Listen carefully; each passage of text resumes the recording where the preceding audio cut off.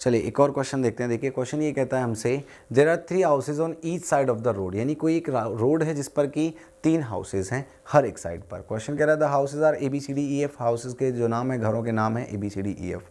Houses are of different colours, red, white, blue, green, orange and yellow, but not necessary in the same order. और उसके बाद कह रहा है कि इन घरों की अलग अलग हाइट भी है।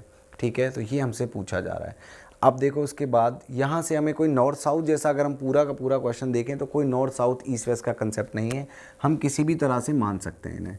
ठीक है, तो हमें बताया गया बस ये 3 घर हैं इस तरह से, तो हमने इस डेटा को इस तरह से फ्रेम कर लिया। ठीक है, इसके बाद आगे इन्फॉर्मेशन देखो क्या कहती है। सबसे पहली लाइन हमें ये बताया गया कि इनकी हाइट है, कलर है, और ये कुछ इस तरह से लेफ्ट राइट एक दूसरे के बैठे होंगे।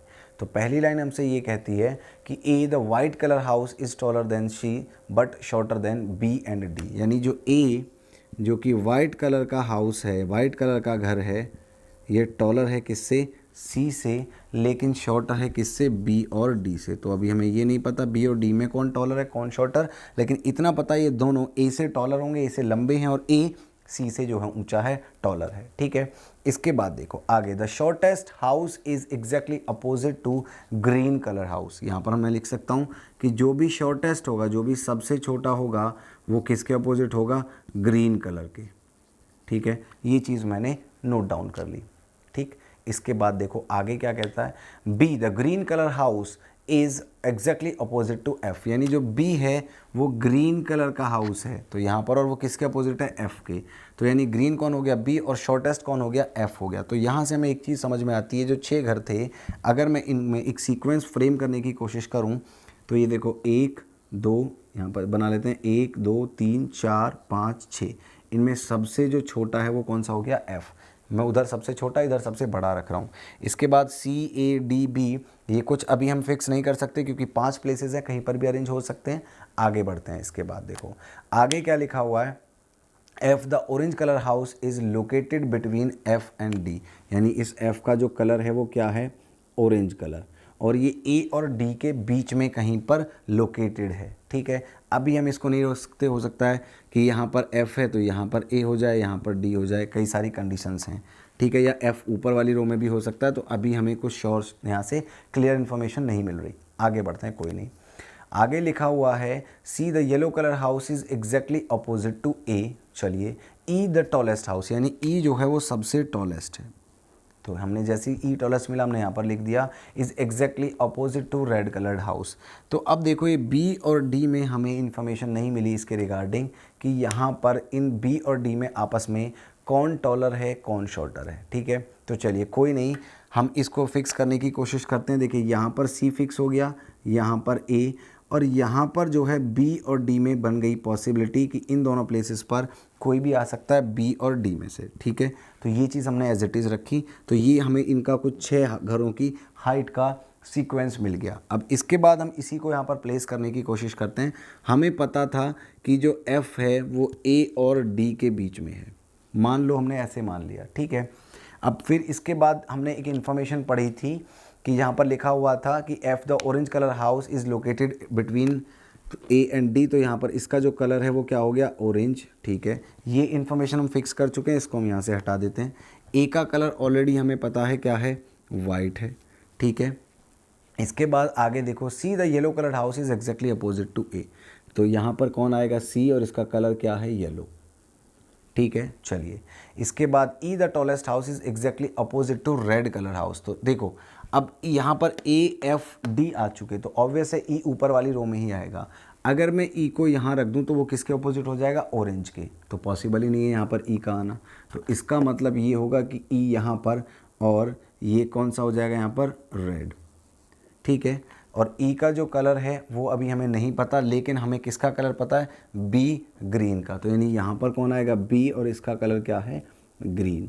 तो यहाँ से B C A F D, इन 5 घरों के जो कलर हैं वो हमने फाइंड आउट कर लिए। ई का कलर अभी बाकी है।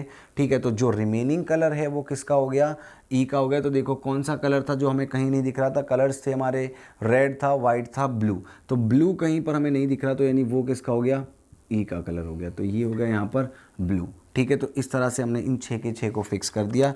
और ये यहाँ से हमारी इन्फॉर्मेशन थी जो कि हमने अरेंज की, तो ये हमने सॉल्व कर ही ली है, ये इनका सीक्वेंस बना। लेकिन हमसे पूछा जाए सबसे टॉलेस्ट कौन है तो हम आंसर दे देंगे ई। लेकिन हमसे पूछ ले कि दूसरा सबसे बड़ा घर कौन सा है, दूसरा सबसे ऊंचा घर कौन सा है, तो आंसर होगा या तो बी या तो डी। हम यहाँ पर एग्जैक्टली नहीं बता पाएंगे कि इनमें दूसरा सबसे बड़ा घर कौन सा है, क्योंकि इनके बीच इन्फॉर्मेशन गिवन नहीं थी उतनी, तो इसलिए हमने इसको एज इट इज़ ही छोड़ दिया। ठीक है, तो इस तरह के क्वेश्चंस जो हैं आपको अक्सर मिल जाएंगे। तो ऐसे क्वेश्चंस पे हमें डिपेंड करेगा ऑप्शन में।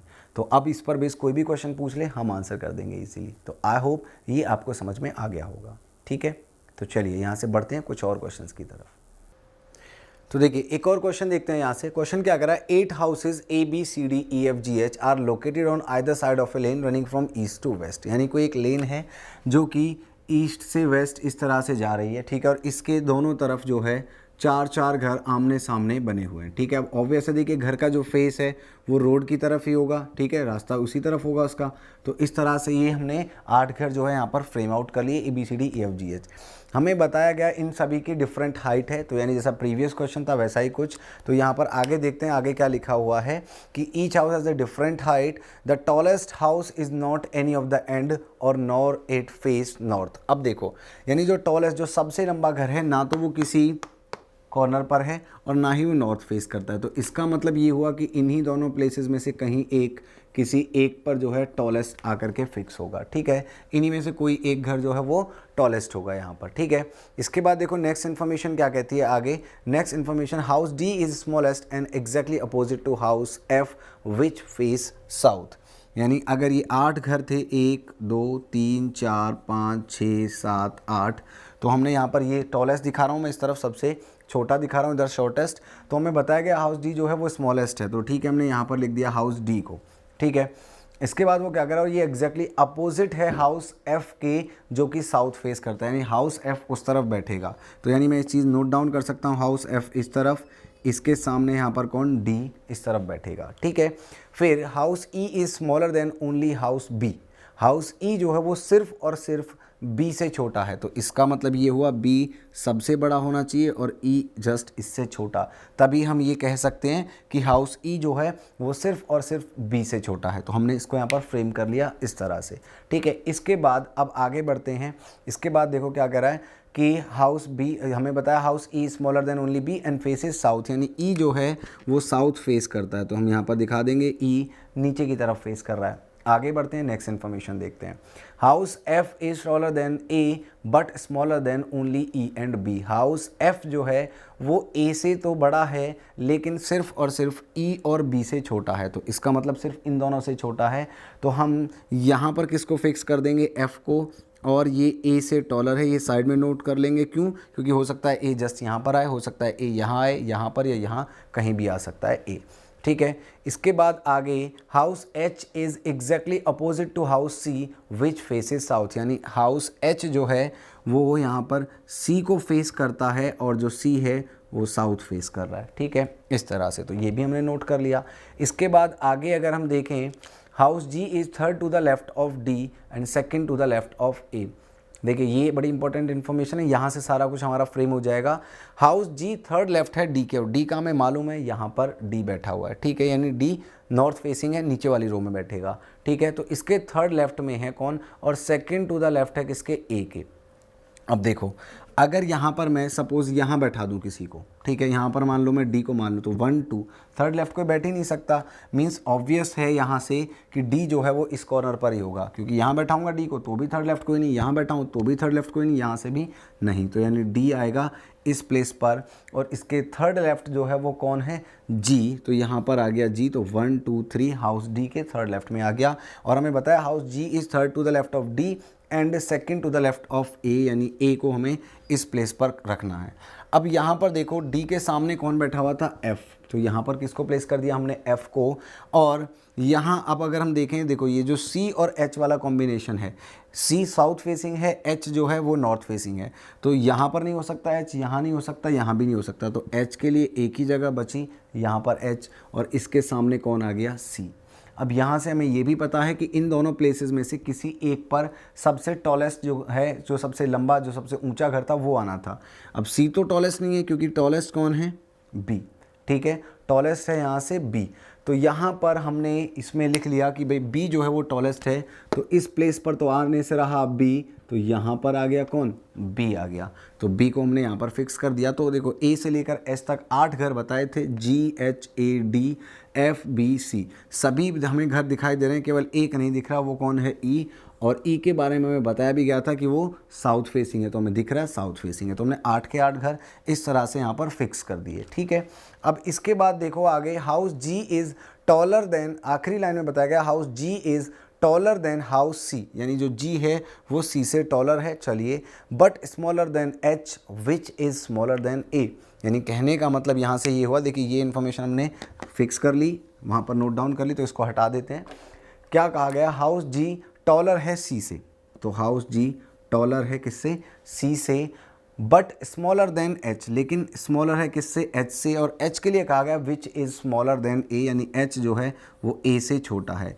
यानी ये लाइन ये कहती थी हमसे कि हाउस जी सी से बड़ा लेकिन एच से छोटा है, जो कि ए से छोटा है। तो हमें ये इन्फॉर्मेशन मिली, तो ए एच जी सी, और ए जो है वो एफ से छोटा है, तो देखो ए को हमें यहाँ रखना पड़ेगा, ए के बाद यहाँ कौन एच, एच के बाद यहाँ पर कौन जी, और जी के बाद यहाँ पर कौन सी।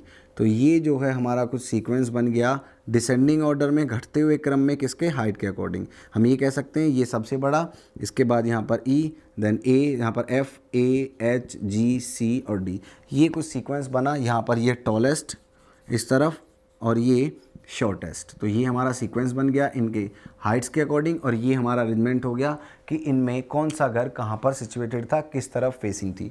तो ये बिल्कुल क्लियर हो गया। तो आई होप यहाँ से आपको समझ में आ गया होगा कि इस तरह के जो सीक्वेंस पर बेस्ड जो क्वेश्चंस होते हैं, कंपैरिजन पर बेस्ड कौन किससे टॉलर है, तो उन पर जो पजल्स बनती है ये आपको समझ में आ गई होंगी, इसमें कोई प्रॉब्लम आपको नहीं होगी। ठीक है, तो यहाँ से बढ़ते हैं, एक और क्वेश्चन देख लेते हैं इस पर, ताकि हमें अच्छे से समझ में आ जाए, अच्छे से चीज़ें क्लियर हो जाएँ। तो यहाँ से एक और क्वेश्चन देखते हैं, कुछ इसी टाइप का, कुछ इसी सीक्वेंस में। तो चलिए देखिए एक और क्वेश्चन देखते हैं, ठीक ऐसा ही कुछ सीक्वेंस, कुछ कंपैरिजन पर बेस्ड। क्वेश्चन ये कह रहा है कि कोई एक ब्लैक स्मिथ है जिसके पास में कोई 5 आयरन के आर्टिकल्स हैं ए बी सी डी ई, ठीक है, और इन सभी के जो हैं वो डिफरेंट वेट्स हैं। ये हमारे आर्टिकल्स हो गए ए बी सी डी ई, सभी में डिफरेंट वेट्स। अब इसके बाद देखो आगे क्वेश्चन क्या कह रहा है, A weights twice as much B, यानी मैं ये कह सकता हूँ कि ए का जो वेट है वो ट्वाइस है किसके, बी के। तो यानी बी को अगर मैं ट्वाइस कर देता हूँ तो किसका वेट आ जाएगा, ए का वेट आ जाएगा। A weights twice as much B, यानी ए का वजन बी के 2 गुने के बराबर है। तो बी का 2 गुना कर दिया मतलब ए का वजन आ जाएगा। इसके बाद देखो आगे इन्फॉर्मेशन यहाँ से अगर हम पढ़ें तो नेक्स्ट क्या कहती है, B weights 4.5 times as much C, यानी जो बी है वो अपने आप में कितना है, सी के 4.5 टाइम्स के बराबर, यानी बी सी का 4.5 गुना है। तो अगर मैं यहाँ से मान लीजिए सी में मल्टीप्लाई कर दूं 4.5 से, तो किसका वेट आ जाएगा, बी का, क्योंकि बी सी के 4.5 गुने के बराबर है। बहुत सिंपल सा कंसेप्ट है। जैसे अगर मान लीजिए मैं कह रहा हूँ कि मान लीजिए भाई कोई नंबर है 1 का 4 गुना है, तो 1 में 4 से मल्टीप्लाई कर दूँ तो 1 का 4 गुना कितना, 4 आ जाएगा। तो एग्जैक्टली क्वेश्चन ये कह रहा है कि ए बी का 2 गुना है और बी सी का 4.5 गुना है। इसके बाद कह रहा है कि C weights half as much as D, यानी सी का जो वेट है वो सी के आधे के बराबर है। ठीक है, तो यानी मैं ये कह सकता हूँ, ठीक है, जो सी का वेट है वो डी के आधे के बराबर। तो मैं ये कह सकता हूँ कि अगर डी को अगर हमें वेट चाहिए तो सी को 2 गुना कर दीजिए। भाई अगर डी का आधा वेट सी के बराबर है तो सी का 2 गुना डी के बराबर होगा, ऑब्वियस है, ये चीज़ हमने यहाँ पर लिख दी। इसके बाद D weights half as much E, यानी जो डी है वो ई के आधे के बराबर है, तो यानी ई कितने के बराबर होगा, डी के 2 गुने के बराबर। तो ये यहाँ से हमने नोट डाउन कर लिया।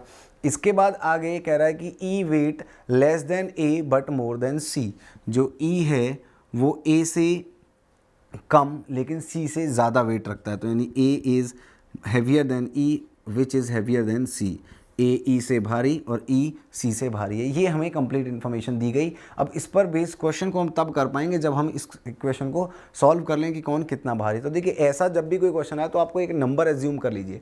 सबसे ज़्यादा जुड़े हुए लोग हमें किसके साथ दिखाई दे रहे हैं, सी के साथ।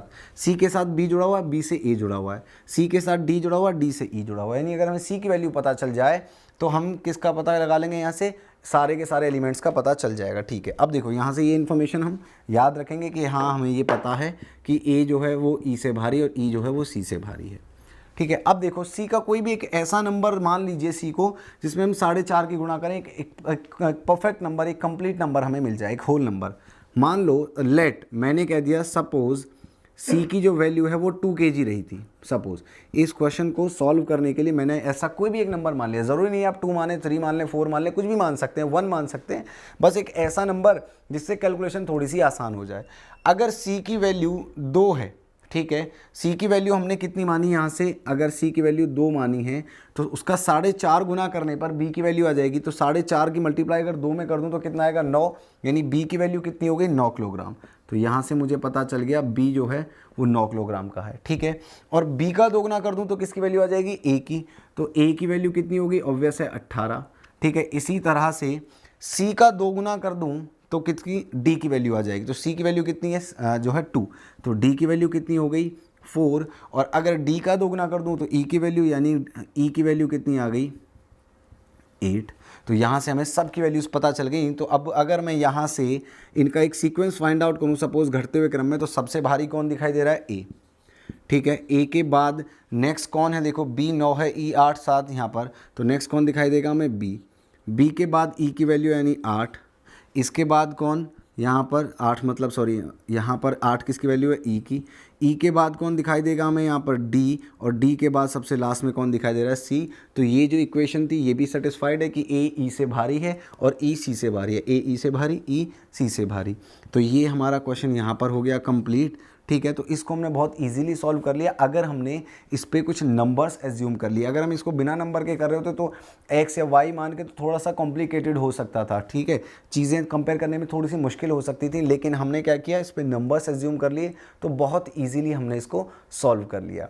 तो इसी तरह से आपको भी सीक्वेंस या कंपैरिजन पर बेस्ड अगर क्वेश्चंस मिलते हैं तो उनको बहुत इजीली आप इनमें सॉल्व कर लेंगे, कुछ इन्हीं टेक्निक्स के, इन्हीं तरीकों के साथ, ठीक है। तो यहाँ से ये हुआ हमारा सीक्वेंस पर अगर हमें कोई पजल मिलती है तो कुछ इस तरह से सॉल्व करनी है। बाकी कुछ और टाइप्स देखेंगे जिनको हम यहाँ पर सॉल्व करेंगे। तो चलिए बढ़ते हैं दूसरे पार्ट की तरफ, दूसरे टाइप के क्वेश्चंस देखते हैं।